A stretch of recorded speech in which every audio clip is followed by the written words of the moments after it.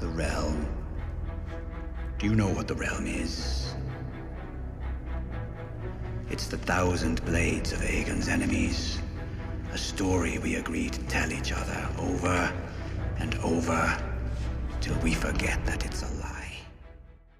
What's up, ladies and gentlemen? Welcome back for another Game of Thrones and A Song of Ice and Fire update video. Well, my friends, it looks like we have another incredible update from the man, the myth, and the legend himself, Mr. George R.R. Martin. Now, in this new update, he reveals some new shocking information about how he will end A Song of Ice and Fire. As a matter of fact, he finally admitted to something I had known all along.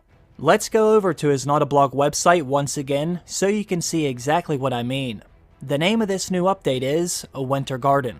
George R.R. Martin says, "I've done a lot of interviews over the years, more than I can even keep track of. Inevitably, a lot of them are on the same subjects. One of the things I have been asked about most is how I write my novels. Now, if you've seen any of those interviews, you have most likely heard me talking about the two types of writers, the architects and the gardeners. I have given the same spiel numerous times. Now, another question that I get a lot, especially since the end of Game of Thrones on HBO, is whether A Song of Ice and Fire will end the same way. An architect would be able to give a short, concise, simple answer to that. But as you all know, I'm much more of a gardener. My stories grow and evolve and change as I write them. I generally know where I'm going, sure. The final destinations, the big set pieces, they've been in my head for years, for decades, in the case of A Song of Ice and Fire. There are lots of devils in the details though, and sometimes the ground changes under my feet as the words move forth. Another question fans and interviewers alike ask a lot is, where do you get your ideas? Honestly, I wish I knew. When confronted with the same question, Harlan Ellison used to say, Schenectady. The ancient Greeks spoke of the muses. Freud talked of the conscious and subconscious minds, the ID, the ego, the superego. Now more recently, we hear about the right brain and the left brain, one analytic and rational, the other imaginative and creative. I'm sure the answer is not Schenectady, but aside from that, hell, I don't know. Yes, now there are some instances where I know the seed from which something in my garden sprang. The wall sprang from my visit to Hadrian's Wall in 1981. The War of the Roses inspired much of Game of Thrones. And the Red Wedding was a mashup of the Glencoe Massacre and the Black Dinner from Scottish history. But for every instance like that, there are 100 for which I have to say, I don't know. One day the thought just came to me. It wasn't there, and then it was. Now this is what brings him to the Winds of Winter. Most of you know by now that I do not like to give detailed updates on the Winds of Winter. I'm working on it, I have been working on it, and I will continue to work on it. Yes, I do work on other things as well.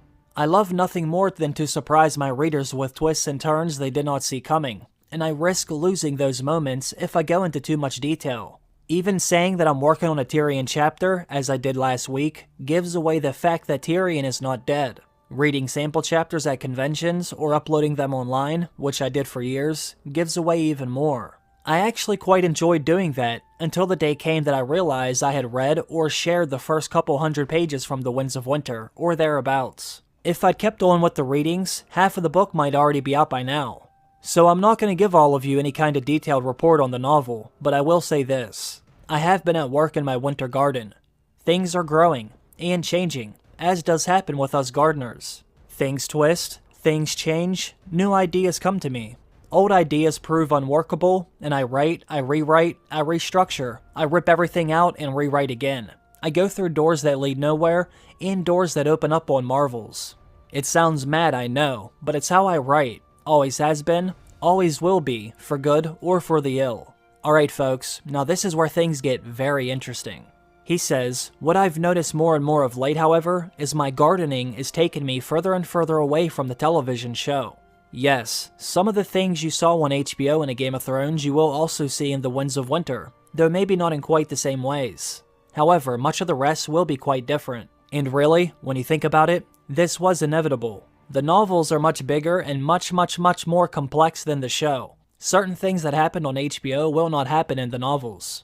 I have viewpoint characters in the books never seen on the show. Victarion Greyjoy, Arianne Martell, Arya Hota, Jon Connington, and Aeron Dampere. They will all have chapters, and the things they do and say will impact the story and the major characters who were on the show. I have legions of secondary characters, not POVs, but nonetheless important to the main plot, who will also figure in the story. Lady Stoneheart, Young Griff, the Tattered Prince, Penny, Brown Ben Plum, the Shave Pate, Marwyn the Mage, Darkstar, and Jane Westerling. Some characters you saw in the show are very different than the versions in the novels. Yara Greyjoy is not Asha Greyjoy, and HBO's Euron Greyjoy is way different from mine. Yeah, I think some of us did notice. Quay still has her own part to play, and so does Rickon Stark, and even Jane Poole. And, well, the list is very long. And all of this is why the Winds of Winter has taken so long. This is hard, guys. Oh, and there will be new characters as well. No new viewpoints, I swear on that, but with all these journeys and battles and scheming to come, inevitably our major characters will be encountering new ones in lands far and near. One thing I can say, in general enough terms that I will not be spoiling anything, not all of the characters who survived until the end of a Game of Thrones will survive until the end of A Song of Ice and Fire, and not all of the characters who died on Game of Thrones will die in A Song of Ice and Fire.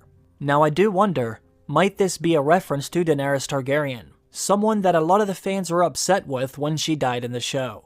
George R. R. Martin finishes by saying, "Some will, sure, of course, maybe most, but definitely not all." Now, of course, I could change my mind again next week with the next chapter that I write. That's how gardening works. And the ending? You will need to wait until I get there. Some things will be the same. A lot will not. No doubt once I'm done, there will be a big debate about which version of the story is better. Now, if I'm being honest, George, I think most fans have already decided. Some will like my book, others will like the television show, and that's fine.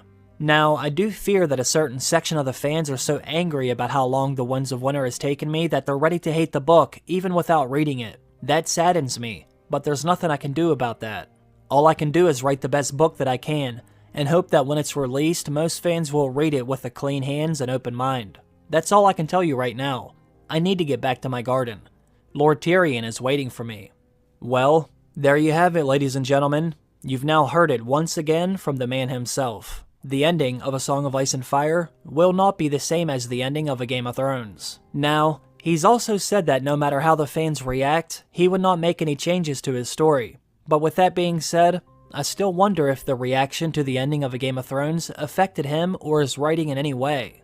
I imagine that it must have in some way, but I guess we'll never know for sure unless he comes out and says so himself. Let me know what all of you think about this new update.